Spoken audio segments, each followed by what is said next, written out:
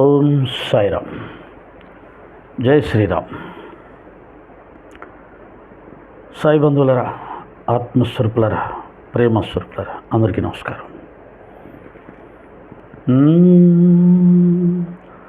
శ్రీరాఘవం దశరథాత్మజమప్రమేయం సీతాపతిం రఘుకులాన్వయరత్నదీపం ఆజానుబాహుం అరవిందదలాయతాక్షం రామో నిశాచర వినాశకరం నమామి. వైదేహీ సహితం సురద్రుమతలే హైమే మహామంటపే మధ్యే పుష్పకమాసనే మణిమయే వీరాసనే సుస్థితం అగ్రే వాచయతి ప్రభంజనసుతే తత్వం మునిభ్యం పరం వ్యాఖ్యాంతం భరతాదిభి పరివృతం రామం భజే శ్యామలం.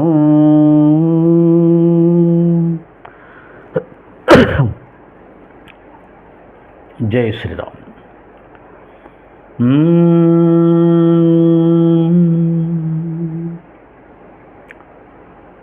అజన్మాజ్యమేకం పరబ్రహ్మ సాక్షాత్ స్వయం సంభవం రామమేవావతీర్ణం భవద్దర్శనాత్సం పునీత ప్రభోహం నమామీశ్వరం సద్గురుం సాయినాథం.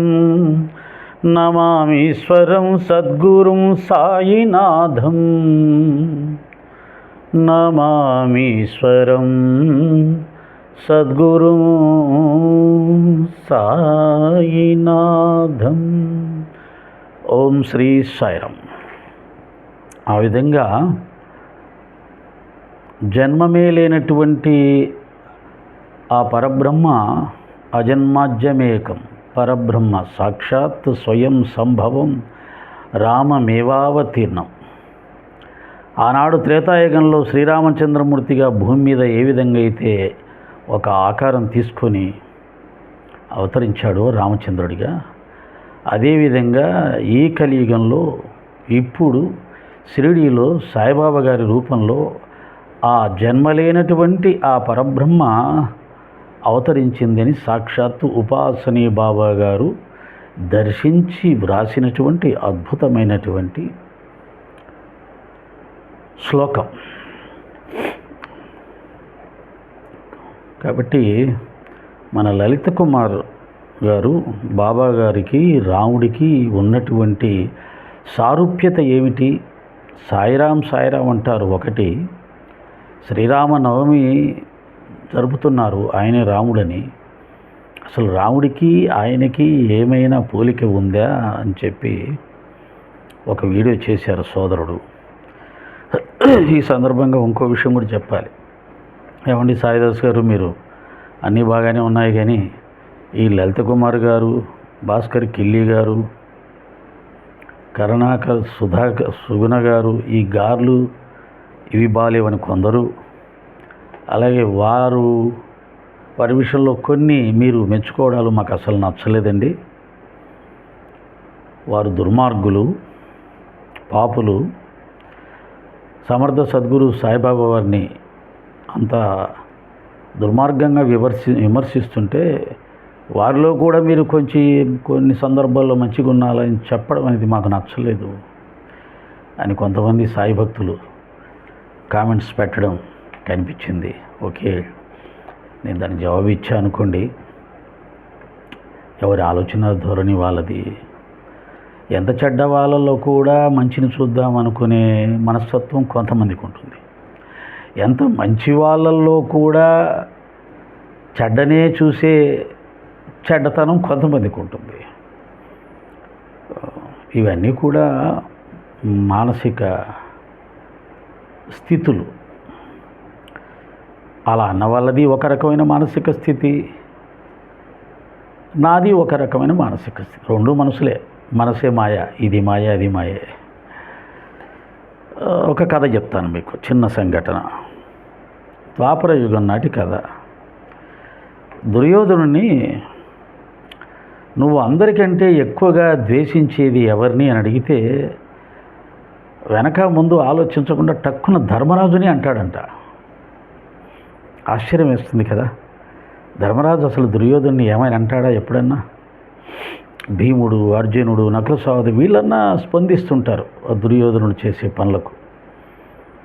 కానీ ధర్మరాజు ఎప్పుడూ స్పందించడు. వాడు చేసే అన్యాయాలన్నీ మౌనంగా భరిస్తాడే తప్ప తప్పు చేస్తున్నావు తమ్ముడు అని కూడా అన్నాడు. వాళ్ళని లక్కా గృహంలో సంహరించాలని చూశాడు, విషం పెట్టి చంపాలని చూశాడు, మాయాజూదంలో ఓడించి సమస్త సుఖాలు హరించేసి అరణ్యవాసానికి పంపించాడు. అన్నిటికంటే ఘోరమైంది పాండవుల ధర్మపత్నిని నిండు సభలో అవమానించాడు. అయినా కానీ ధర్మరాజు దుర్యోధను ఎప్పుడు పల్లెత్తు మాట అనలేదండి. ఇప్పుడు మీకు ఒక అద్భుతమైన విషయం చెప్తాను. అన్నిటికంటే ధర్మరాజుని ఎవరైనా ఎప్పుడైనా మీరు అందరికంటే ఎక్కువగా ప్రేమించేది ఎవరిని అంటే దుర్యోధనుని అంటాడంట.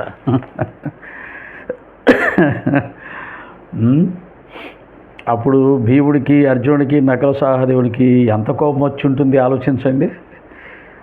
కాబట్టి ఓకే, అలా ఉంటాయి మానసిక స్థితులు. ఇంకో విషయం ఏంటంటే బాబాగారు ఇచ్చినటువంటి జ్ఞానం మనకు అర్థమయ్యే కొద్దీ కొన్ని ఆలోచన విధానాలు మన ప్రవర్తనలు మారుతూ వస్తాయి. రావాలి, అలాగా మారాలి. దాన్నే పరిపక్వత అంటారు.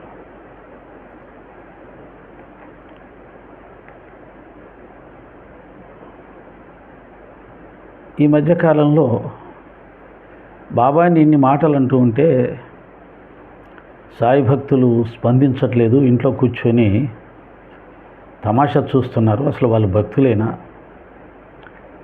అని వాళ్ళని నోటికొచ్చినట్టుగా తిడుతున్న వాళ్ళు కొంతమంది ఉన్నారు. అలా తిట్టడానికి కారణం ఏంటంటే వాళ్ళందరూ కూడా చాలా గొప్ప భక్తులు, బాబా గారిని దూషించడాన్ని భరించలేని భక్తులం మేము అని వాళ్ళు ఒక ఉదాహరణ కూడా చెప్తుంటారు. ఏమని? రాముణ్ణి ఏమైనా అంటే ఆంజనేయ స్వామి ఊరుకుంటాడా? ఊరుకోడు. వాళ్ళ తాట తీసి వదిలి పెడతాడు. దాని ఉదాహరణకు చూపిస్తుంటారు. నిజమే, ఆంజనేయ స్వామి గారి భక్తి అలాగే ఉంటుంది.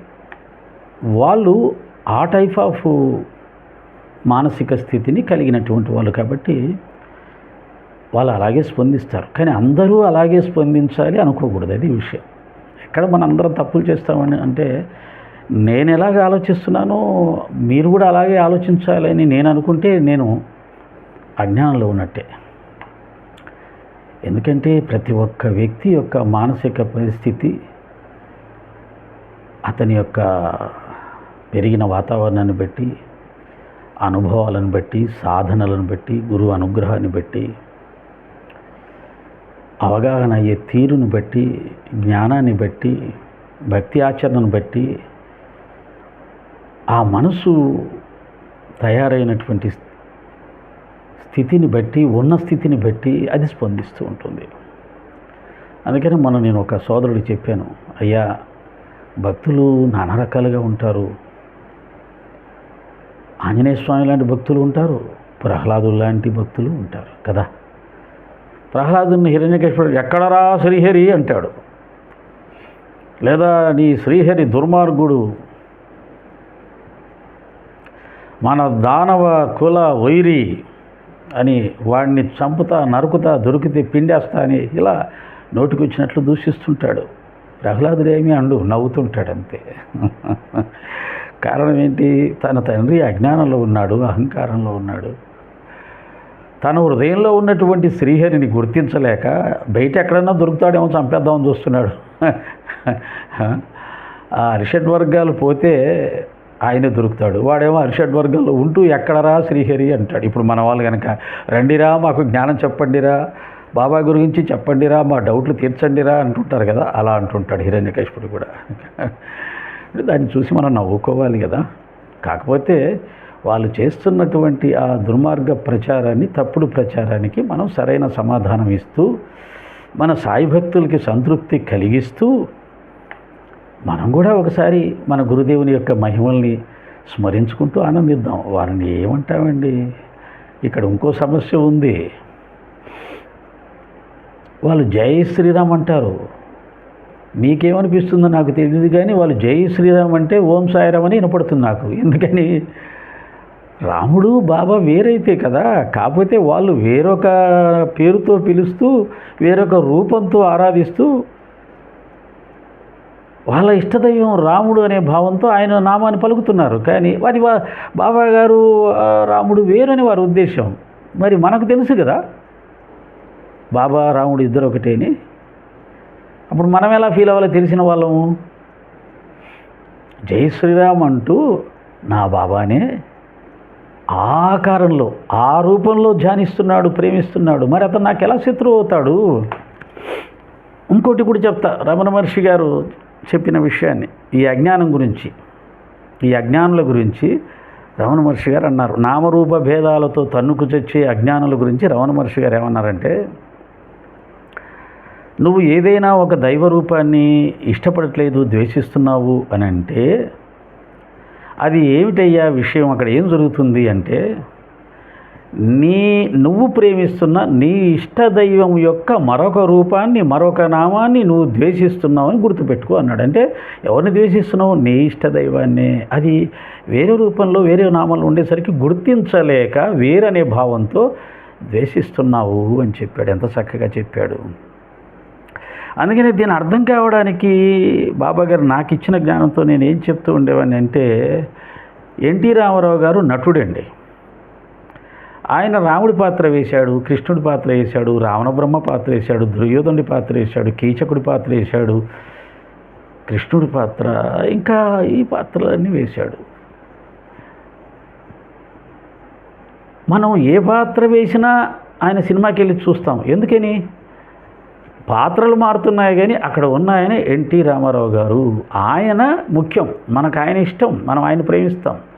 కాబట్టి ఆయన దుర్యోధనుడిగా డైలాగ్ చెప్పినా మనం పరవశించిపోయాం, ఆనందించాం, చప్పట్లు కొట్టాం.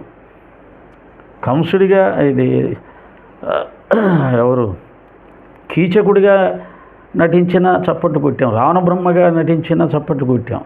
ఎందుకని? ఆ అన్ని పాత్రల వెనక ఉన్నవాడు నా ఇష్టమైన నటుడు. పాత్రలు మారుతున్నాయే కానీ పాత్రధారి ఒక్కడే. ఈ జ్ఞానంతో మనం ఆధ్యాత్మిక మార్గంలో ముందుకు వెళ్ళాలి. కాబట్టి పరబ్రహ్మ అనే నిరాకార పరబ్రహ్మమే రాముడైంది, కృష్ణుడైంది, దత్తుడైంది, ఈనాడు సాయినాథుడిగా మన ముందు నిలబడింది అనే జ్ఞానం ఉంటే ఈ భేదభావాలు ఉండవు. ఒకే పరబ్రహ్మం రాముడు, సాయిబాబా.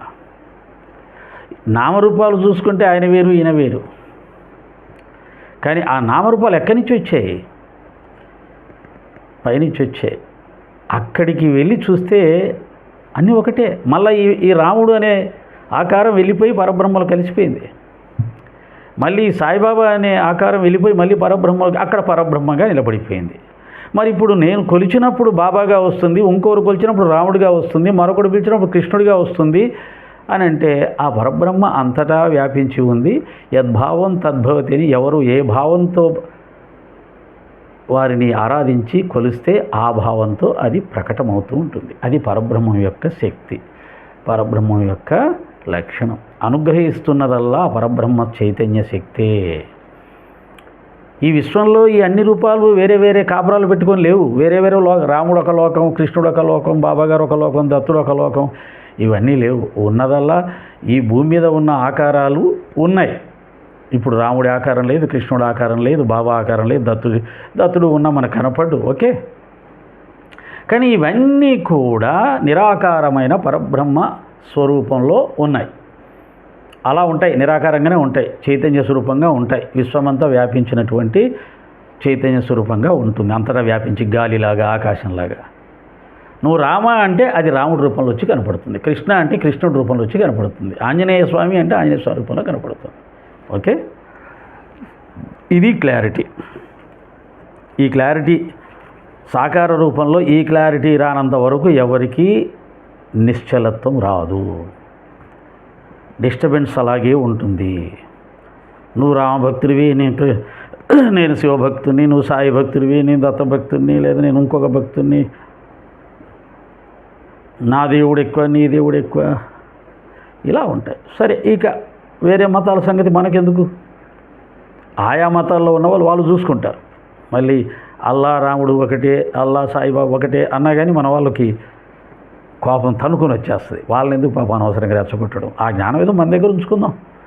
మనం ఏదైనా చెప్తే కొంతమంది కోపం వచ్చేసేసి ఊగిపోతారు అన్నప్పుడు చెప్పకుండా వాళ్ళు ప్రశాంతంగా ఉంచితే మనకు పుణ్యం కాస్త, లేకపోతే వాళ్ళు ఊగిపోయి వాళ్ళకు బ్లడ్ ప్రెషర్ పెరిగిపోయి హార్ట్ అటాకులు వస్తే ఆ పాపం మంది కదా. అందుకనే బాబాగారు ఇది కూడా చెప్పాడు, నువ్వు ఏ దేశంలో ఉంటే ఏ ప్రాంతంలో ఉంటే ఆ ప్రాంత ఆచారాల ప్రకారంగా హ్యాపీగా ఉండు, అంతేగాని అక్కడికి పోయి వారికి విరుద్ధమైన ప్రవర్తన చేసి వాళ్ళతో గొడవలు పడి తలకాయ నొప్పులు తనుకోవడాలు ఎందుకురా అన్నాడు. దాన్ని ఏదో హిందీలో అంటారు, నాకు హిందూ ఇంగ్లీష్ పెద్దగా రావు కదా. జిస్ దేశ్ మే హై ఆ ఆవేశంలో ఉండు, ఆ పద్ధతుల్లో ఉండు, అవి ఆచరించు. అక్కడికి పోయి నేను నా మతాచారం పాటిస్తాను అని అక్కర్లా, వాళ్ళకి ఇష్టమైంది పాటించు. ఇది జ్ఞాని లక్షణం. మీకు అర్థం కావడానికి ఇంకో కథ చెప్తా. నారదుడు బ్రహ్మజ్ఞాని కదా, బ్రహ్మజ్ఞాని, బ్రహ్మ ఋషి. ఆయన ఏం చేస్తాడు తెలుసా, నారాయణ నారాయణ నారాయణ భక్తుడే, కానీ మనలాగా అర్ధజ్ఞానం కలిగినటువంటి జ్ఞాని కాదు, పూర్ణ జ్ఞానం కలిగిన జ్ఞాని. అర్ధజ్ఞానం కలిగిన జ్ఞానులు ఏం చేస్తారంటే ఈ నామరూపాలు పట్టుకొని శివుడు ఎక్కువ, నారాయణుడు ఎక్కువ, ఇలా ఉంటాయి. కానీ పూర్ణజ్ఞాని శివాయ విష్ణురూపాయ శివరూపాయ విష్ణవే అన్నట్టుగా ఇది ఒకటి ఉంది కదా, ఈ శివు కేశవులు ఇద్దరు ఒకటి అని ఆ జ్ఞానం కలిగి ఉంటారు. ఆ జ్ఞానం భాగవతమే చెప్పింది, కానీ ఇప్పటికీ దాన్ని ఆచరించే వాళ్ళు, అంగీకరించే వాళ్ళు లేకుండా పోవడం చాలా శోచనీయం. అదే మన దేశానికి పట్టినటువంటి దౌర్భాగ్యం ఏంటంటే, మహామహులు చెప్పినా సరే వినకుండా ఉండేవాళ్ళు కొందరు, విన్నా ఆచరించకుండా ఉండేవాళ్ళు కొందరు, దాన్ని ఆచరించే వాళ్ళని తప్పుపట్టే వాళ్ళు ఇంకొందరు, ఇలా ఉంటుంది. మీకు నారదుడి గురించి ఒక తమాషా చెప్తా. మన పురాణాల్లో గడిచిన కాలాల్లో, యుగాల్లో కొంతమంది రాక్షసులు 3 లోకాలను జయించేశారు. వాళ్ళు చాలా బలసంపన్నులు. హిరణ్యాక్షుడు, రావణ బ్రహ్మ, ఇంకా కొంతమంది రాక్షసులు చాలా బలాన్ని సంపాదించి దేవతలను కూడా లొంగదీసుకున్నారు. హిరణ్యకశిపుడు లాంటి వాళ్ళు ఏం చేశారు, భూలోకంలో ఇక దైవారాధన కూడా తీసిపడేసి తమ పేరు మీదే, ఆయన పేరు మీదనే మందిరాలు, ఆయన విగ్రహాలు పెట్టి పూజ చేయడం మొదలుపెట్టారు. అలా చేయమని చెప్పాడు కాబట్టి అలా చేయడం మొదలుపెట్టారు.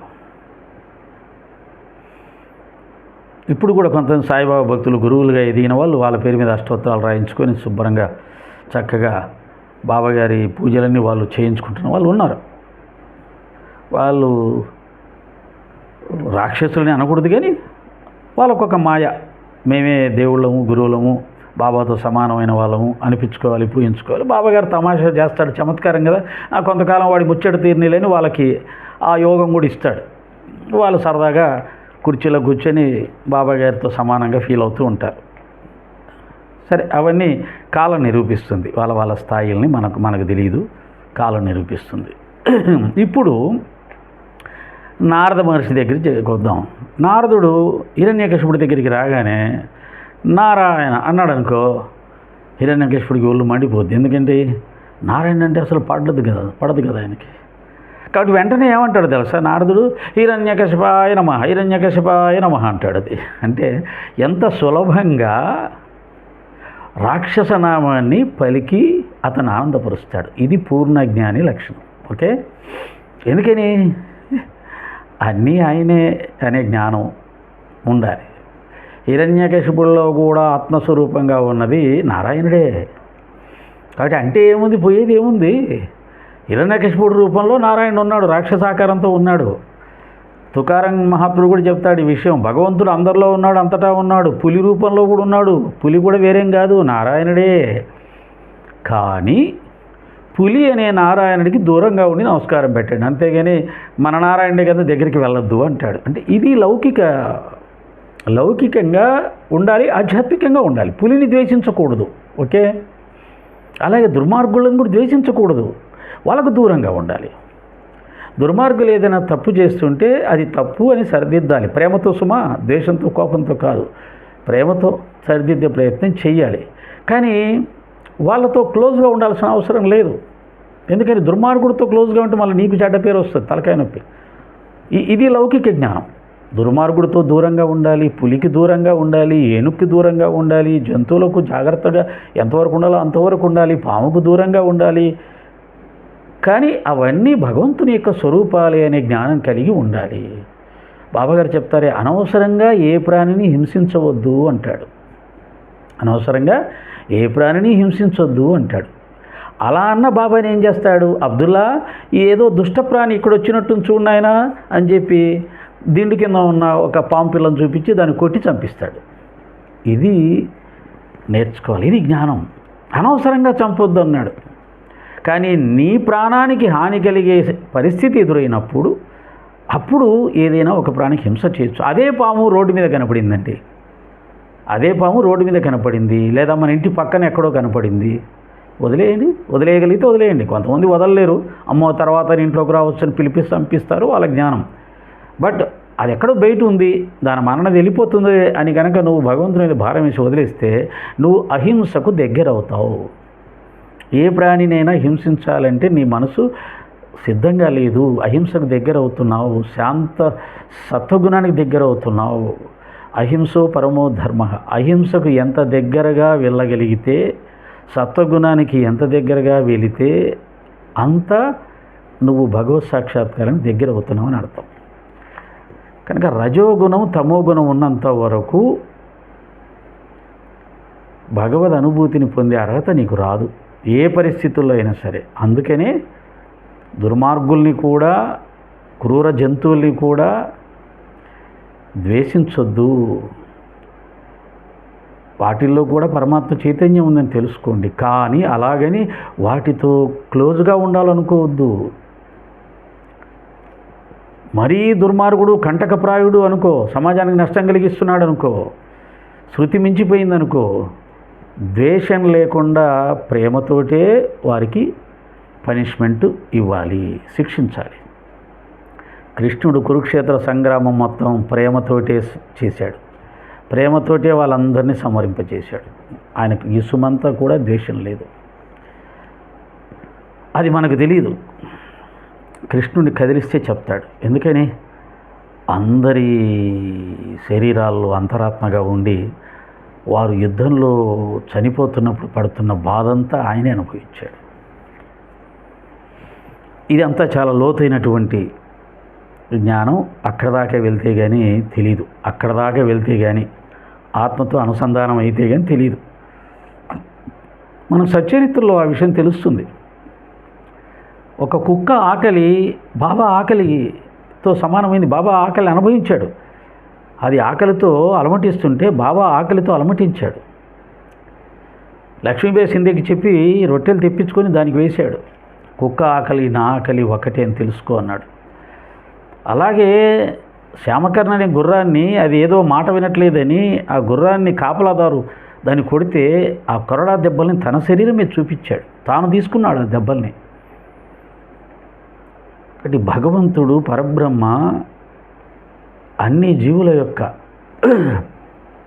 బాధని తాను అనుభవిస్తాడు. అందుకనే ఏ ప్రాణిని హింసించొద్దు అని మనకు చెప్పాడు. అయితే అందరి ప్రాణుల హింసను ఆయన స్వీకరిస్తాడా, అనుభవిస్తాడా అంటే మళ్ళీ అది కొద్దిగా మిలియన్ల ప్రశ్న. నా వరకైతే నేను ఆయన మీద ఆధారపడ్డ భక్తుల యొక్క బాధల్ని ఆయన స్వీకరిస్తాడు, ఆయన అనుభవిస్తాడు. ఇక సరే, ఇది చాలా దూరం వెళ్ళిపోతుంటుంది కదా డిస్కషన్. అసలు విషయం ఏంటి? పాపం లలిత్ కుమార్ ఏమో బాబా రాముడు ఎలా అవుతాడని అడిగాడు. మనం అది చెప్దామని చెప్పి చాలా సబ్జెక్టులు వేరే దాంట్లోకి వెళ్ళిపోయాం.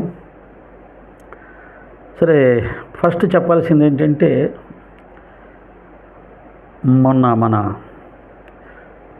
ప్రమోద్ చేసినట్టున్నాడు ఒక వీడియో. దాని మీద రామావతారం వేరే, సాయిబాబా అవతారం వేరే. రాముడు త్రేతాయుగానికి సంబంధించిన వాడు, సాయిబాబా కలియుగానికి సంబంధించిన వాడు, ఈయన సన్యాసి, ఆయన రాజు అని వారు చెప్పగలిగినంత చెప్పారు. సరే, బాబాగారు నాకు ఇచ్చినటువంటి పరిజ్ఞానం వరకు నేను కూడా తెలియచెప్పే ప్రయత్నం చేస్తున్నాను. వారు చెప్పినట్టుగానే యుగాలను బట్టి కాలాలు మారిపోతుంటాయి. కాలాలను బట్టి అవతారం యొక్క ప్రవర్తన కూడా మారిపోతూ ఉంటుంది. రామావతారం లలిత్ కుమార్ చెప్పినట్టుగా అది ఇంకా రైలు పట్టాలు ఎంత ఖచ్చితంగా ఉంటాయో రాముని అవతారం అంత ఖచ్చితంగా ఉంటాయి. నువ్వు పెట్టి స్కేల్ పెట్టి కొలిస్తే ఒక్క ఎంఎం కూడా తేడా ఉండదు. అంత ఖచ్చితంగా ఉంటుంది రాముని ప్రవర్తన. అది త్రేతాయుగంలో ఆయన ఆ విధంగా ధర్మాచరణ చేయగలిగాడు. చూడండి, రాముని చుట్టూ ఉన్నవాళ్ళు కూడా ప్రేమ స్వరూపులండి. మరి ఇప్పుడు మన చుట్టూ ఉన్నవాళ్ళు ఎవరినైనా నమ్మడానికి అవకాశం ఉందా?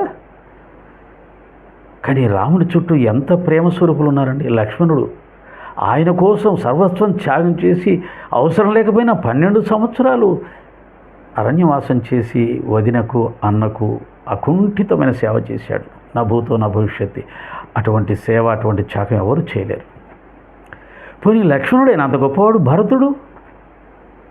వాళ్ళ అమ్మగారు ఎంతో కష్టపడి రామరాజ్యాన్ని తీసుకొచ్చి భరతుడి చేతిలో పెడితే, నాకు ఈ రాజ్యం అక్కర్లేదు, ఇది అన్నగారిది, అన్నగారి రాజ్యాన్ని అన్న పరిపాలించాడు, అన్నగారు ఉండగా నేనేంటి పరిపాలించాను, నేను ఆయన దాసుని అని చెప్పి ఆయన పాదరక్షలు తీసుకొని నెత్తిన పెట్టుకొని రాజ్యం యొక్క పొలిమేరల్లో నారబట్టలు కట్టుకుని, రాముడు ఏ బట్టలు కట్టుకున్నాడు ఆ బట్టలే కట్టుకుని, రాముడు ఏ తిండి తిన్నాడు ఆ తిండే తింటూ, రాముడు ఎక్కడ పడుకున్నాడు అక్కడే పడుకుంటూ, ఎంత చెప్పినా తరగని త్యాగం కదా. పోనీ శత్రుఘ్నుడు ఏమన్నా అంతఃపురంలో ఉన్నాడు కదా సుఖపడ్డాడని అనుకుందామంటే లేదు. శత్రుఘ్నుడు రాజ్యంలో భరతుడు ఆదేశించాడు, వెళ్ళి రాజ్యం చూసుకుంటూ ఉండు, అక్కడ అమ్మ వాళ్ళు ఉన్నారు, భార్యలు ఉన్నారు, పరివారం ఉంది, సైన్యం ఉంది, ప్రజలు ఉన్నారు, అయోధ్య రాజులేని రాజ్యం కాకూడదు, వెళ్ళు, నువ్వు అక్కడ ఉండి కాపలాకాయి అన్నాడు. అన్న మాట మీద వెళ్ళాడు, లేకపోతే ఆయన కూడా అడవిలోనే ఉంటాడు. కానీ అంతఃపురంలో ఉన్నాడే కానీ ఆయన నేల మీదే పడుకున్నాడు సుమా. ఎప్పుడు తినేవాడు, ఏం తినేవాడు, నిద్రపోయేవాడు లేదు. నలుగురి పరిస్థితి ఒకటే. ఇటువంటి అన్నలు తమ్ముళ్ళ మధ్యలో, తల్లుల మధ్యలో భర్తకు లేని సుఖం నాకెందుకని సర్వ సౌఖ్యాలు త్యాగం చేసే భార్యలు, ప్రేమించే ప్రాణమిచ్చే భార్యల మధ్యలో మంత్రులు, సైన్యాధిపతులు, ప్రజలు, ప్రాణమిచ్చే వాళ్ళ మధ్యలో రాముడు ధర్మం పాలన అనేది నల్లేరు మీద నడకలా సాగిపోయింది.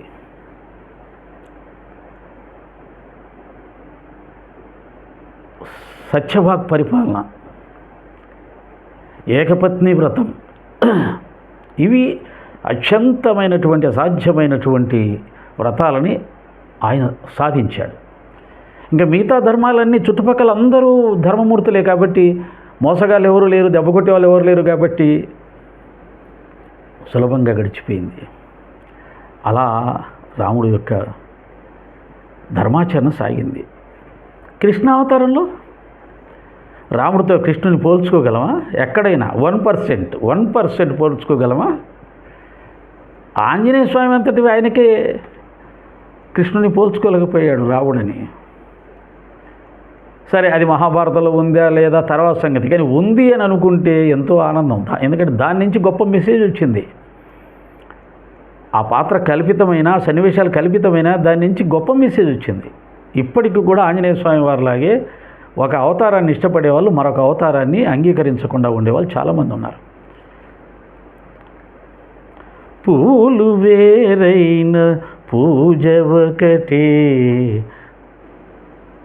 పూజలు వేరైనా పూలు వేరైనా పూజ ఒకటే. రాముడివైనా కృష్ణుడివైనా ఆదిదేవుడవు నీవే కదా. హరే రామ హరే కృష్ణ హరే రామ హరే కృష్ణ అనే సత్యాన్ని ఆంజనేయ స్వామి తెలుసుకున్నట్టుగా మనం తెలుసుకుంటే ఈ భేదభావాలు ఉంటాయా, ఈ ద్వేషాలు ఉంటాయా? ఉండవు కదా.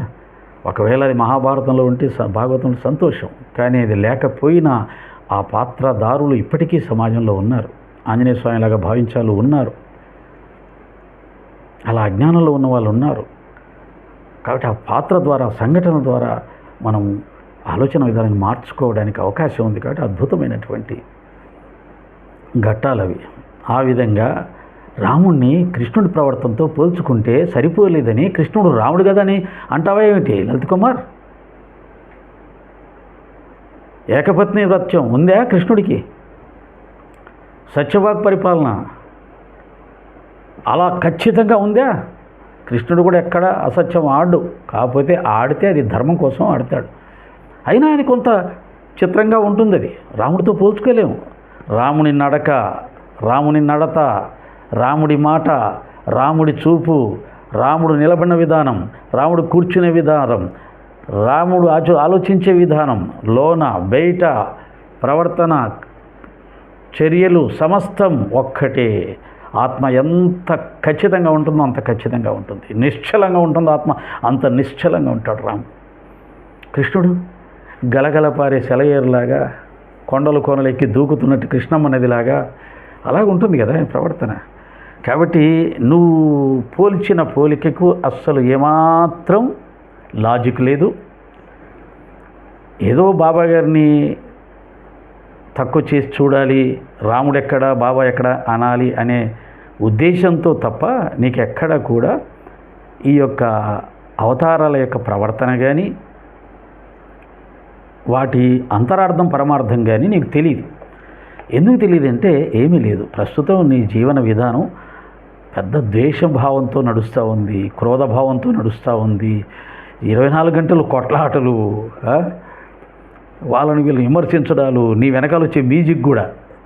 ఇవాళ మా భవానీ తల్లి వీడియో ఒకటి చూశాను, జర్నలిస్టు భానుతో ఏదో పంపించారు, చూశాను.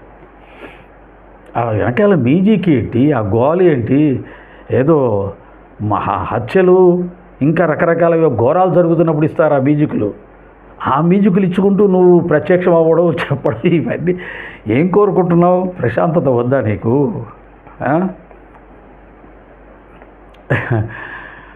కాబట్టి నీ యొక్క మానసిక స్థితి, నువ్వు వెళ్తున్న మార్గానికి, బాబాగారి మార్గానికి, గురు మార్గానికి, ఆధ్యాత్మిక మార్గానికి 100% కూడా వ్యతిరేకమైనటువంటి మార్గం ఇది.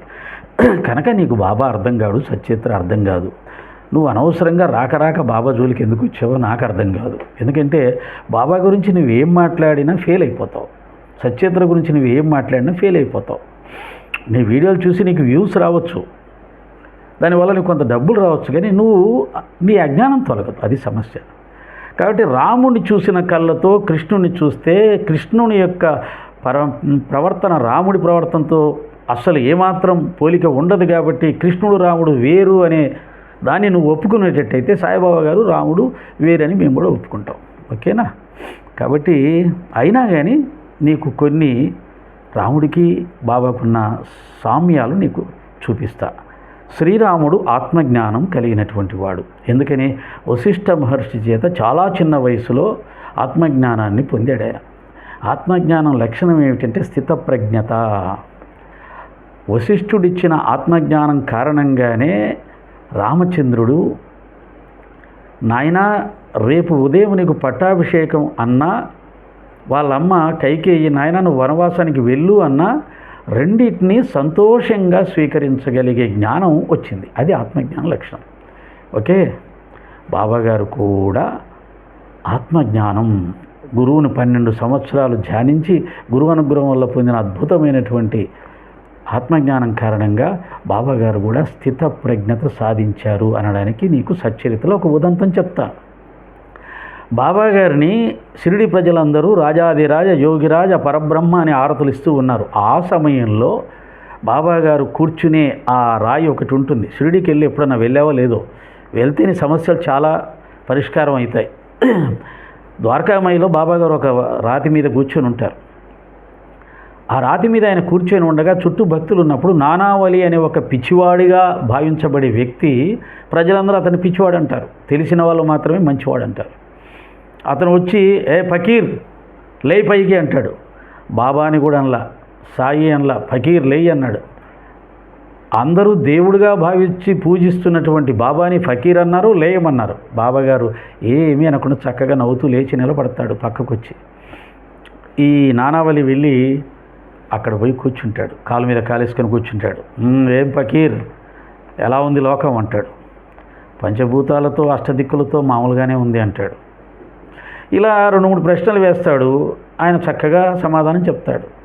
ఆ తర్వాత అతను నెమ్మదిగా లేచి బాబా దగ్గరికి వచ్చి బాబా పాదాలు నమస్కరించి వెళ్ళిపోతాడు. అంటే తనను రాజాదిరాజుగా భావించి పూజిస్తున్నా ఒక పిచ్చివాడుగా భావించేవాడు వచ్చి ఏ ఫకీర్ లేయి అనగానే అవమానంగా భావించకుండా చక్కగా లేచి వెళ్ళిపోయి పక్కన నిలబడ్డాడు. ఇది స్థితప్రజ్ఞత లక్షణం. అలాగే నువ్వు మొన్న కామెడీగా చదివావు కదా, జవహర్ అలీ అనే కపట గురువుది, మన కరుణాకర్ కూడా చదివాడు. ఆ జవహర్ అలీ వచ్చేసి నువ్వు నా శిష్యుడు అబ్బాయి అంటే అలాగేనండి అని వెళ్ళిపోయి అతనికి సేవలు చేశాడు. ఇది ఆత్మజ్ఞాన లక్షణం. ఆత్మజ్ఞానికి నేను అనే అహం ఉండదు, అవమానం ఉండదు. మనకుంటుంది అవమానం. ఎవరన్నా ఒక చిన్న మాట అన్నా, మన వీడియోని కౌంటర్ చేసినా, మనని ఏదైనా తప్పు పెట్టినా ఇంకా వెంటనే వెనకాల పెద్ద మ్యూజిక్ పెట్టేసేసుకొని వాడిని అటు ఇటు బండకి ఉతికేసేసి ఆరేసేసి అమ్మయ్య నేనే గెలిచాను చూసావా నా ప్రతాపం అని అనుకుంటాం మనందరం కూడా అజ్ఞానం అహంకారం వల్ల. కానీ బాబా లాంటి ఆత్మజ్ఞానికి అహంకారం అనేది ఉండదు, నేననేది ఉండదు. కాబట్టి ఆ కపటి వేషధారి వెనకాల కూడా వెళ్ళిపోయి ఆయనకు సేవలు చేశాడు. సరే, దానికి మీరు ఏదో అల్లేస్తారు, ఆయన ముస్లిం కాబట్టి ఈయన ముస్లిం కాబట్టి ఇద్దరు రాత్రి కూర్చొని ప్లాన్ చేసుకున్నారు మొత్తం షిరిడి ప్రజల్ని మార్చేయాలని చెప్పేసి. మరి బాబాగారు ఉన్న 60 సంవత్సరాల్లో ఒక్కరూ మారలేదు. మార్చిన వాళ్ళు లాగి లెంపకాయ కొట్టి నీ అబ్బను మార్చుకుంటావా అన్నాడే కానీ మార్చుకొచ్చావా, నేను చేద్దాం అనుకున్న పని నువ్వు చేసావా అన్న అని ఏమి దండి సన్మానం చేయలే. అంటే సందర్భం వచ్చింది ఇక్కడ చెప్పాను. మహాత్ముల మీద అసత్య ప్రచారాలు చేయవద్దు, అది చాలా పెద్ద దోషాలు అవుతాయి.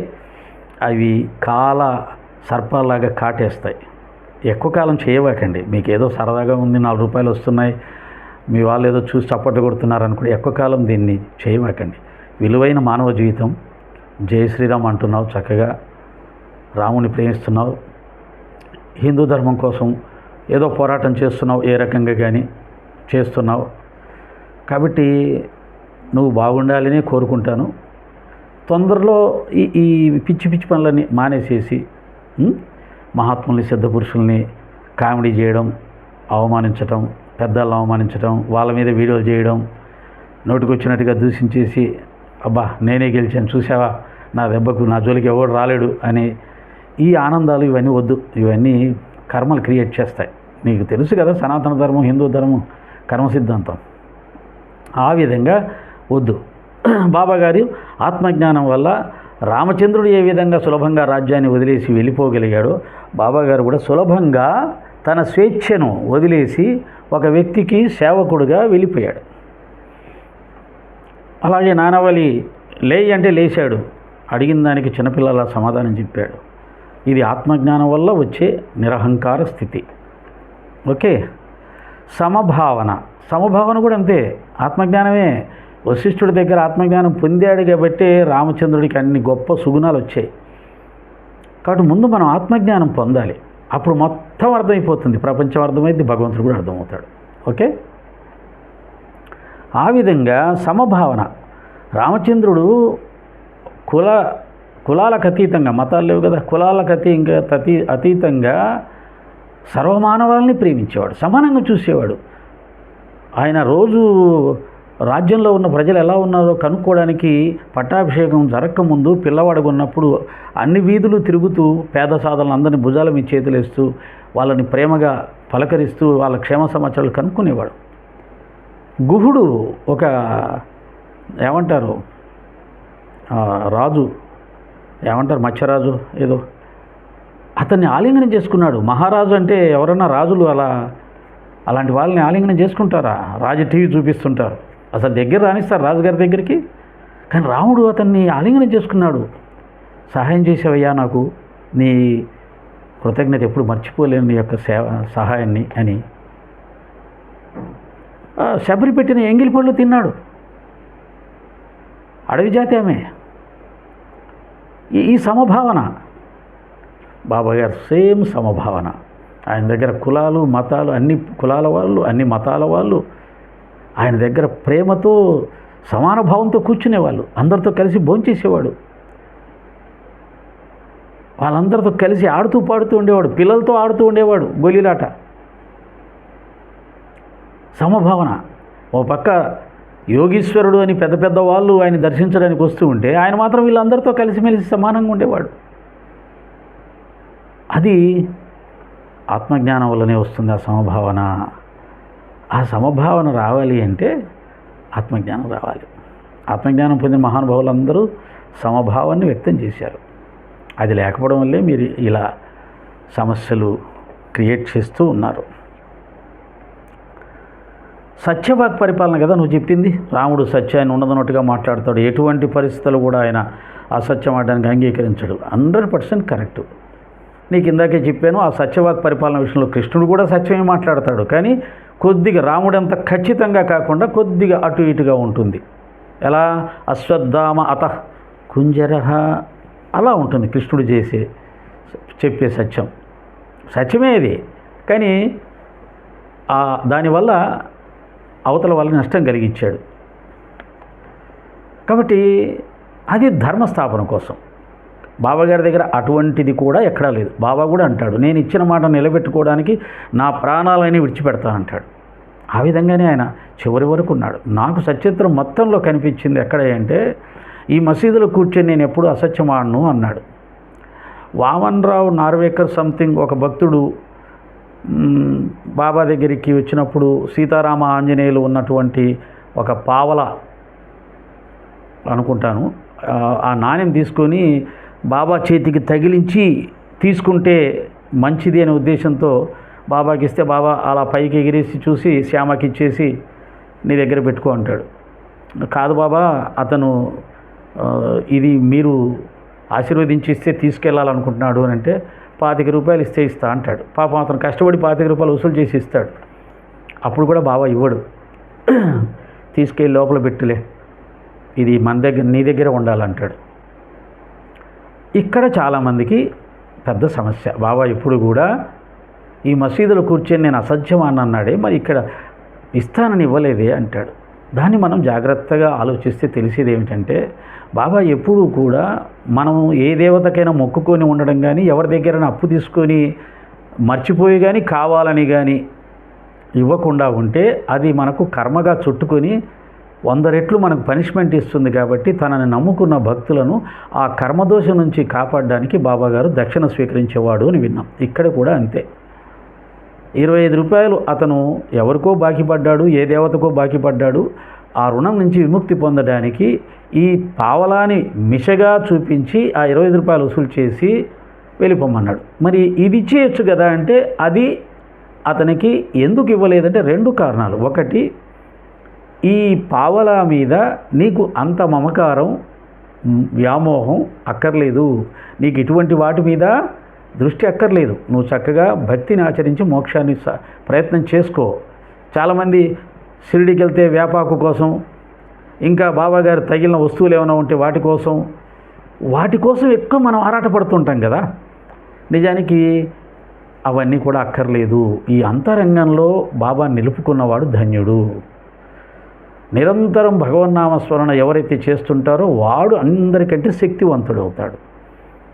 బాబాగారు తాకిన వస్తువులను పట్టుకొని ఇంట్లో పెట్టి పూజ చేయడం దానికంటే కూడా.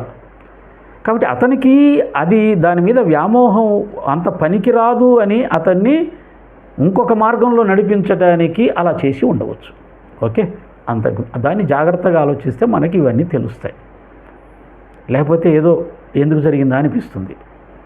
ఇలా దాన్ని మనం అర్థం చేసుకోవాలి. ఆ ఒక్కచోటే బాబాగారు అలా చేశారు. ఇంకెక్కడ సచ్చరిత్రలో ఆయన మాటలు ఆడిన మాట తప్పేది మనకు పెద్దగా కనిపించదు. సత్యవాక్ పరిపాలన చేశాడు అన్ని చోట్ల కూడా, ఎక్కడ కూడా. మీకు ఇంకా చెప్పాలి అంటే పూర్వజన్మలో చెన్నబసప్ప, వీరభద్రప్ప అనే ఇద్దరు శత్రువులు ఉంటే వారిద్దరినీ బాబాగారి భక్తులే వాళ్ళిద్దరు కూడా. దాంట్లో చెన్నబసప్ప అనేవాడు అమాయకుడు, వీరభద్రప్ప దుర్మార్గుడు, కోపిష్టి. కాబట్టి అతని నుంచి నన్ను కాపాడు బాబా అని చెన్నబసప్ప బాబాను ప్రేయర్ చేస్తే తప్పకుండా నేను ఎప్పుడూ నిన్ను కాపాడుతాను అని చెప్పి అభయం ఇస్తాడు.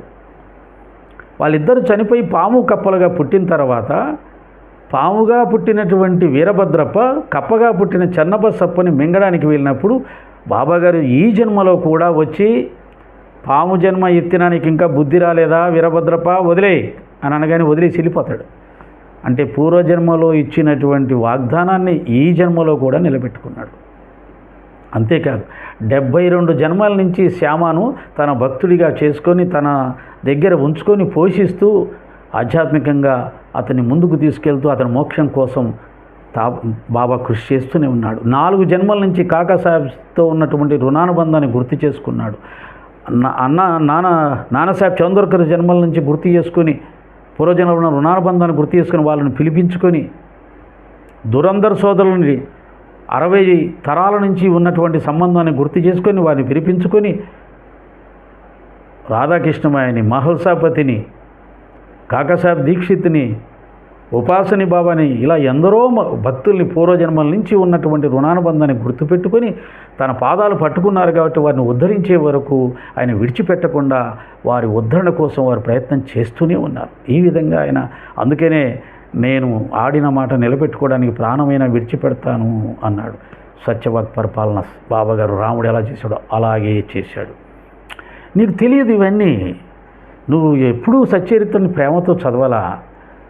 నీ కళ్ళన్నీ దాంట్లో ఉన్నటువంటి ముస్లిం పద్ధతులు ఎక్కడున్నాయి అవి తీసుకొని జనాల దగ్గరికి పంపించేసి హిందువులందరినీ బాబాకు ద్వేషించేలా చేయాలి, మందిరాలకు వెళ్ళకుండా, ఇదే అయిపోయింది టార్గెట్ నీకు. కాబట్టి నీకు సత్యం కనపడడం కష్టం. ఆ విధంగా సత్యవాక్ పరిపాలనలో కూడా రాముడు సాయినాథుడు ఒకటే. బ్రహ్మచర్యం, రాముడు బ్రహ్మచారి అంటాను నేను. ఎందుకని? ఎవరైతే ఏకపత్ని వ్రతం పాటిస్తారో వారు బ్రహ్మచారి కింద లెక్క. రాముడు బ్రహ్మచారి. బాబాగారికి ఎలా వివాహం కాలేదు కాబట్టి బ్రహ్మచారి, ఆ జన్మ బ్రహ్మచారి. ఆంజనేయ స్వామిలాగా ఆయన బ్రహ్మచారి. స్త్రీలను ఆయన దగ్గరికి రానిచ్చేవారు కాదు, చాలా నియమంగా ఉండేవాడు. రాధాకృష్ణమాయ అనే ఆవిడ భర్త చనిపోయిన స్త్రీ చాలా అందగత్తె. అటువంటి స్త్రీ బాబా భక్తురాలు, బాబా సేవ కోసం వచ్చింది. బాబా మసీదు చిమ్మి మొత్తం శుభ్రం చేసి ఆయన మలమూత్రాలు అక్కడే వదిలేవాడు. అవి ఎవరు శుభ్రం చేసేవాళ్ళు నేను అడగను అని మొన్న ఎవరో ఒక ఆయన చదివాడు. ఈ 3-4 రాధాకృష్ణమై శుభ్రం చేసేది. ఎప్పుడు తెలుసా? బాబా లేనప్పుడు, బాబా లెండి బాగు అటు వెళ్ళినప్పుడు శుభ్రం చేసేది. ఎందుకని? బాబా ఆమెను తన కంట పడొద్దు అన్నాడు. అత్యంత సౌందర్య రాశి యవ్వనవతి అయినటువంటి స్త్రీని నా కంట పడొద్దు అని శాసించాడు. ఆమె జీవితాంతం బాబా కంటపడకుండానే సేవ చేసింది. అది బాబా యొక్క బ్రహ్మచర్యం. అలాగే మాయిసీబాయి అనే ఆమె వృద్ధురాలు బాబా వీపుతో తోమేది. ఆమె తన తల్లి వయసుతో ఉండేది. బాబా 70 సంవత్సరాల తర్వాతే ఈ సేవల్ని అంగీకరించాడు. 70 సంవత్సరాల వరకు ఎవరిని దగ్గరికి రానివ్వలేదు ఆయన. 70 సంవత్సరాల తర్వాత ఈ సేవకు అంగీకరించాడు. ఆమె 80 పైన ఉండేది, ఈయన 70 పైన ఉండేది. అంటే సామాజిక కట్టుబాట్లను ఆయన అంత ఖచ్చితంగా పాటించేవాడు. ఆయన అవధూత సిద్ధాంతం పాటించిన, అవధూతగా ఉన్న, అవధూత లక్షణాలు ఉన్న, అవధూతలు సామాన్యంగా ఒంటి మీద బట్టల విషయం పట్టించుకోరు. అసలు చాలా వరకు బట్టలే వేసుకోరు.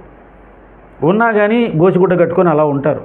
కానీ బాబాగారు మర్యాద పురుషోత్తముడిలాగా పూర్తిగా కాళ్ళు కూడా కనపడకుండా ఆయన అది వేసుకునేవాడు, కఫిని వేసుకునేవాడు. అవధూత లక్షణాలు ఉన్నా అవధూతలాగా ఆయన బట్టలు లేకుండా ఉండలా ఎప్పుడు కూడా. ఆ విధంగా ఆయన యొక్క ధర్మాన్ని పాటించాడు. స్త్రీలను దూరం పెట్టాడు. మాయిసుబాయి లాంటి స్త్రీ ఆయన సేవ చేసిన సందర్భం మనకు కనిపించినా అది వృద్ధాప్యంలో. ఆమెకి 80 దాటి ఈయనకి 70 దాటిన తర్వాత. అది కూడా వారి యొక్క శ్రద్ధని బట్టి, వారి యొక్క విపరీతమైన భక్తిని బట్టి అంగీకరించేవాడు. కానీ దేన్ని కూడా ఆయన మొదట అంగీకరించేవాడు. పూజలు పునస్కారాలు అన్నీ ఇసిరిపడేసేవాడు. ఆ కోపం కూడా ఎందుకంటే మంచిగా ఉంటే వీళ్ళందరూ పిచ్చి పిచ్చి పనులను చేస్తారు, రాజులు చేస్తారు, రారాజులు చేస్తారు, కిరీటాలు పెడతారు, హారతలు ఇస్తారు, పూజలు చేస్తారని దగ్గరికి రానిచ్చేవాడు కాదు. దాదాపు 70 సంవత్సరాలు ఆ విధంగానే జీవించాడు ఆయన. 1919 తర్వాతే ఇవన్నీ కూడా స్టార్ట్ అయినాయి.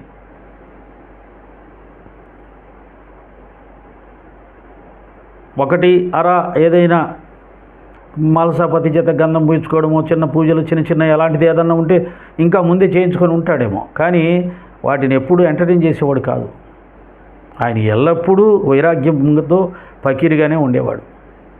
ఇవి ఎన్ని చేసినా పొద్దున్నే మళ్ళీ భిక్షపాత్ర పట్టుకొని భిక్ష ఎత్తుకోవడానికి వెళ్ళేవాడు కదా. వాళ్ళు పూజిస్తున్నారు కదా అని చెప్పి ఇంకా మొత్తం సీన్ అంతా మార్చేసేసి ద్వారకామాయిని పెద్ద బంగ్లా కట్టించేసి ఓ సింహాసనం ఏర్పాటు చేసుకొని ఏసీ రూములు ఏర్పాటు చేసుకొని ఇవన్నీ లేవు ఆ తండ్రి దగ్గర. ఆయన శరీరం విడిచిపెట్టే వరకు భిక్ష ఎత్తుకున్నాడు, ఫకీరుగానే ఉన్నాడు, చినిగిన కఫనే వేసుకొని ఉన్నాడు, గుడ్డ మీదే కూర్చున్నాడు, గుణపట్ట మీదే, తలుపులు తాళాలేని మసీదులోనే ఉన్నాడు. ఇది ఆయన వైరాగ్యం. రాముడి వైరాగ్యం, బాబాగారి వైరాగ్యం రెండు ఒకటే. రాజాదిరాజైన రామచంద్రమూర్తి అరణ్యానికి వెళ్ళేటప్పుడు 12 సంవత్సరాలు పూర్తి నారచీరలు కట్టుకొని ఎంత ఆనందంగా ఉన్నాడో, బాబాగారు కూడా చివరి వరకు ఆ కఫనితోటే ఉన్నాడు.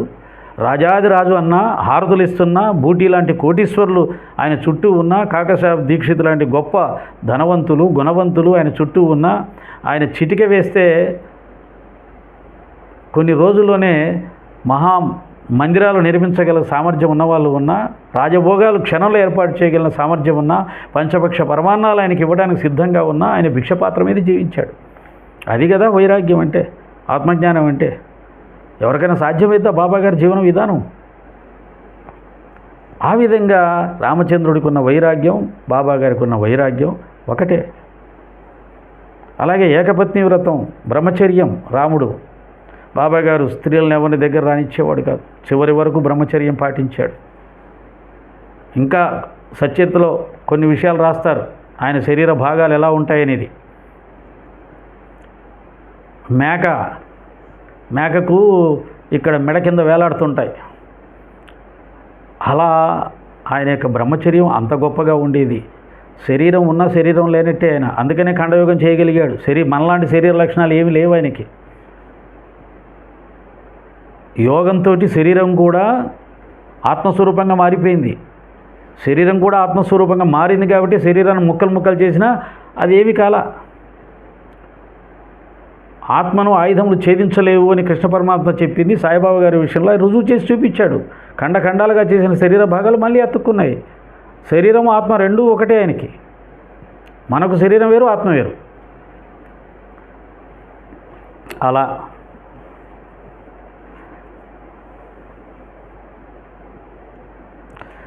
ప్రేమ, రామచంద్రుడు ప్రేమమూర్తి. ప్రేమతో భక్తితో శబరి ఇచ్చిన పళ్ళని, ఎంగిలి పళ్ళను కూడా ఆనందంగా స్వీకరించాడే కానీ ఎంగిలి పళ్ళు నేను రాజును కదా అనుకోలే. బాబాగారికి కూడా ఒక కోవా ప్రసాదం పురందరే భార్య, నాకు వాళ్ళ భక్తుల పేర్లు ఇప్పుడు గుర్తు రావట్లేదు, కానీ ఒక భక్తుడు షిరిడీకి వెళ్తున్నాడు. ఈ భక్తురాలు అతనికి ఏదైనా బాబాకి ప్రసాదం ఇచ్చి పంపించాలని చూస్తే ఏమీ లేదు ఇంట్లో. నిన్న బాబాకి ఆల్రెడీగా పెట్టిన ప్రసాదం ఉంది. అంటే ఆల్రెడీగా పెట్టిందంటే అది ఎంగిలి ప్రసాదం. నిన్న పెట్టిన ప్రసాదం మళ్ళీ పెట్టం కదా, ఫ్రెష్గా కొత్తగా పెడతాం. కానీ ఆమె ప్రేమతోటి నిన్న పెట్టిన ప్రసాదమే తీసుకొచ్చి షిరిడీకి వెళ్తున్నావు కదా బాబాకు నా తరపున ఇమ్మంటే అతను వెళ్తాడు. అతను ఉదయం మర్చిపోతాడు, మధ్యాహ్నం మర్చిపోతాడు. సాయంత్రం వచ్చినప్పుడు బాబానే నా కోసం ఏం తెచ్చావో అంటాడు. ఏం తెలియదు బాబా అంటాడు. అదేంటి నువ్వు వచ్చేటప్పుడు నా భక్తురాలు నీకు ఆ ప్రసాదం ఇచ్చింది కదా అని అంటే, అప్పుడు అవును బాబా అని పరిగెత్తుకెళ్ళి తెచ్చిస్తే అది తీసుకొని నోట్లో వేసుకొని మింగేస్తాడు. అంటే తన భక్తురాలు ప్రేమతో వచ్చినటువంటి ఎంగిలి ప్రసాదాన్ని కూడా అడిగి మరీ స్వీకరించాడు. అది బాబా యొక్క ప్రేమకు నిదర్శనం, రామచంద్రుని యొక్క ప్రేమకు నిదర్శనం. అది భక్త రక్షణ. రామ అంటే రామచంద్రుడు రక్షిస్తాడు, సుగ్రీవుని రక్షించాడు, విభీషణుని రక్షించాడు, భక్త రామదాసుని రక్షించాడు, సుగ్రీవుడు విభీషణుడు రక్షించాడు. వారు మళ్ళీ తిరిగి ఆయనకు సహాయం చేశారు. భక్త రామదాసు ఆయన గుడి కట్టాడు, మళ్ళీ భక్త రామదాసుకి ఆయన కాపాడాడు కర్మఫలం తొలగిన తర్వాత.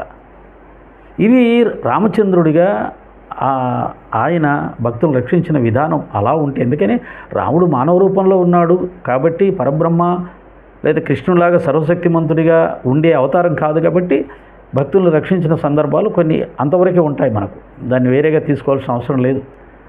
కానీ సాయిబాబా వారు భాగోజీ షిండే అనే కుష్ఠి రోగిని కాపాడారు. తన దగ్గర సేవకు పెట్టుకున్నాడు. ఒక కుష్ఠి రోగిని సేవకు పెట్టుకుంటాం, ఆ ఇంట్లో భార్య తల్లి తండ్రులు అందరూ పంపించేశారు, బాబాయ్ అది అంటు రోగం చచ్చిపోతామని. కానీ బాబాగారు తన దగ్గర పెట్టుకొని తన సేవలు తన సేవకుడిగా తన దగ్గర ఉంచుకొని అతడికి సేవ చేస్తూ అతను కుష్ఠరోగాన్ని పట్టించుకోకుండా అసహించుకోకుండా తన భక్తుల్లో మొట్టమొదటి భక్తుడిగా అతన్ని ఉంచుకొని అతనికి జీవనాన్ని ఇచ్చాడు, కొత్త జీవితాన్ని ఇచ్చాడు. అతను కుష్ఠరోగం పోయింది అంటారు, పోయింది పోకపోయినా, పోతే ఒక మహిమ, పోకపోతే కుష్ఠరోగం ఉన్నటువంటి వ్యక్తిని తన దగ్గర పెట్టుకున్నాడు అంటే అంతకంటే గొప్ప మానవత్వమే ఉంటుంది. అలాగే పండరీపురంలో ఉన్నటువంటి బాలుడు తన భక్తురాలి కుమారుడు మంటల్లో పడిపోతుంటే ఆ బిడ్డను కాపాడి ఆ బిడ్డ యొక్క కర్మఫలాన్ని తాను తీసుకున్నాడు. ఈయన చేతులు కాల్చుకున్నాడు. అది భక్త రక్షణలో బాబాగారి యొక్క ప్రత్యేకత. తన భక్తుల యొక్క కర్మఫలాలను తానే తీసుకుంటాడు, తాను అనుభవిస్తాడు ఆ కష్టాన్ని. అలాగే కాపాడే కుమారుడు ప్లేగ్ వ్యాధి ఆయనే తీసుకుంటాడు, ఆయన అనుభవిస్తాడు ఆ బాధని.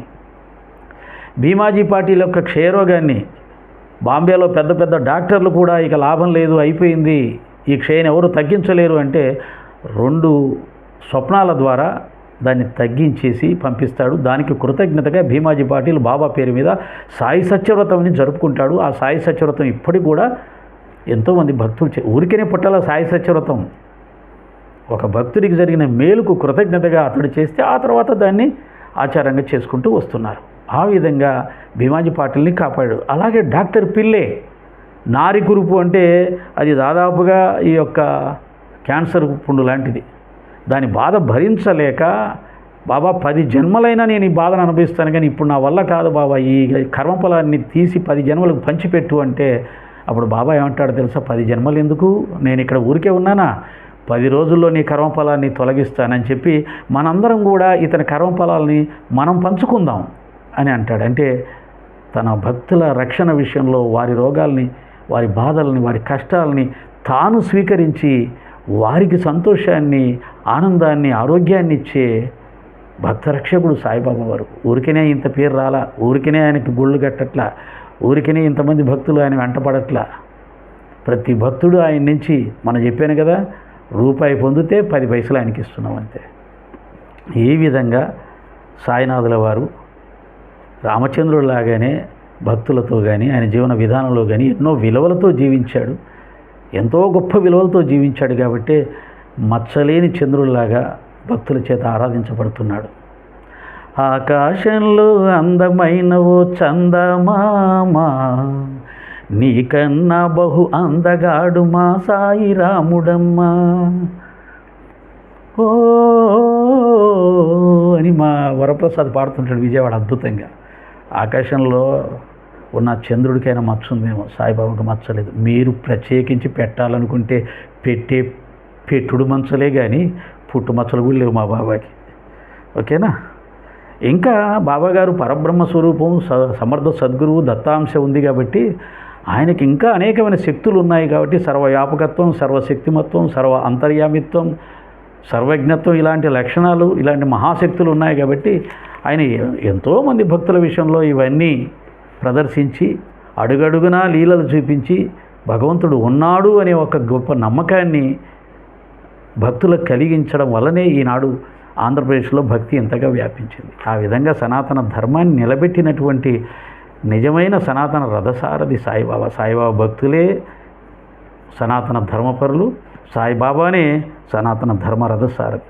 బాబా సనాతన ధర్మానికి సంబంధించి కాలేడు అని ఎవరన్నా వాళ్ళు హిందూ మతానికి సంబంధించిన వాళ్ళుగానే ఉండిపోతారు తప్ప ఒక మతానికి సంబంధించిన వాళ్ళు అయిపోయి ఉంటారు కానీ సనాతన ధర్మానికి చేరుకోలేరు. సనాతన ధర్మ స్థాయికి రావాలంటే బాబాని అర్థం చేసుకుంటే తప్ప సనాతన ధర్మ స్థాయికి ఎవరూ రాలేరు. ఎవరు కాదన్నా సనాతన ధర్మం బాబా గారు ఒక్కరు మాత్రమే పరిపూర్ణమైన సనాతన ధర్మానికి సరిపోయే నిర్వచనంగా నిలబడ్డారు. ఓకే, ఆ విధంగా రాముడు సాయిబాబా గారికి సంబంధించిన కొన్ని సామ్యాలు చూపించాను. కాబట్టి రాముణ్ణి, కృష్ణుణ్ణి లేదా ఇంకా ఇతర అవతారాలని ఒకటి కూడా పోల్చుకొని చూడాల్సిన అవసరం లేదు. వారు ఆచరించిన ధర్మం ధర్మంగా ఉందా లేదా, వారు సమాజాన్ని ధర్మ మార్గం నడిపించారా లేదా, సమాజ భక్తుల్ని రక్షించారా లేదా, ఇవి చూసుకోవాలి. ఆ కాలానికి ఆ సరిపోయే ధర్మాన్ని వాళ్ళు ఆచరిస్తారు. కాలం మారుతూ ఉంటే ధర్మాలు మారుతూ ఉంటాయి. దేవుళ్ళకైనా సరే అది రామకృష్ణుని చూసినప్పుడు మనకు సులభంగా అర్థమవుతుంది. నేను ఇంత చెప్పక్కర్లా. మొదట చెప్పినట్టుగా ఒక కృష్ణతత్వం రామతత్వాన్ని చూస్తే చాలు, ఏ విధంగా అయితే రెండు పరస్పరం విరుద్ధంగా అనిపిస్తాయి. కానీ కృష్ణతత్వం కూడా ధర్మబద్ధమైంది. ధర్మాన్ని రక్షించడానికి వారు ఆ విధంగా ప్రవర్తించారు. ఆ కాలానికి సంబంధించిన పరిస్థితులకు అనుగుణంగా అలాగే చేయాలి. కానీ బాబాగారు ఈ కాలానికి అనుగుణంగా కూడా ఆయన ఏమీ వేరే విధంగా చెప్పలేదు. ఆయన ఆధ్యాత్మికవేత్త, సద్గురువు కాబట్టి తన దగ్గరికి వచ్చిన వాళ్ళందరికీ జ్ఞానం బోధించి అజ్ఞానం తొలగించుకునే ఆ ప్రయత్నమే చేయమన్నాడు తప్ప ఇంకా వేరేది ఏమీ చెప్పలేదు. సచరిత్ర మొత్తం బాబాగారి జీవితం అంతా కూడా ఆత్మ సాక్షాత్కారానికి కావలసిన జీవన విధానం, దానికి సంబంధించిన జ్ఞానం మాత్రమే చెప్పబడింది. దానికి ప్రాథమిక అర్హతలు ఏమిటంటే మానసిక పరివర్తన, మానసిక పవిత్రత, అరిషడ్వర్గ నిర్మూలన. వాటికి కూడా ఆయన ప్రాధాన్యత ఇచ్చాడు. ఇలా చెప్పుకుంటూ పోతే నా గురువు గురించి ఎంతైనా చెప్పొచ్చు. ఎన్ని రోజులు చెప్పు. సాయిరాం సాయిరాం.